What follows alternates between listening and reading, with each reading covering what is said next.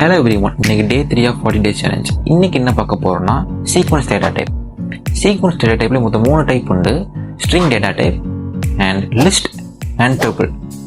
இந்த string data type நம்ம எதுக்கு யூஸ் பண்ணுவோம் அப்படின்னா, ஒரு நேம் ஆர் ஏதாவது வேர்ட் நம்ம ஸ்டோர் பண்ணுறதுக்கு இந்த ஸ்ட்ரிங் டேட்டா டைப் யூஸ் பண்ணுவோம். ஃபார் எக்ஸாம்பிள் ராஜேஷ், ராகேஷ் இந்த மாதிரி நேம் ஸ்டோர் பண்ணுறதுக்கு, அதாவது ஒரு சென்டென்ஸை ஸ்டோர் பண்ணுறதுக்கு நம்ம இந்த ஸ்ட்ரிங் டேட்டா டைப் யூஸ் பண்ணுவோம்.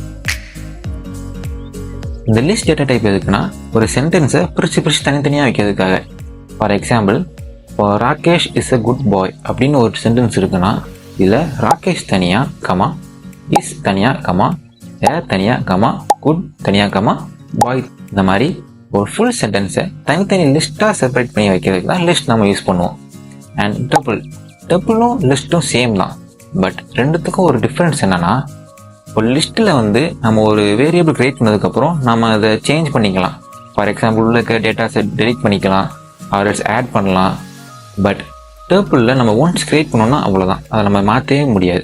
ஸோ ரெண்டுமே சிமிலர் தான். பட் ஒரு டிஃப்ரென்ஸ் என்னென்னா, லிஸ்ட்டில் நம்ம உள்ள இருக்க டேட்டாஸை டெலிட் பண்ணவோ, ரீப்ளேஸ் பண்ணவோ, ஆர்டர் சேஞ்ச் பண்ணவோ முடியும்.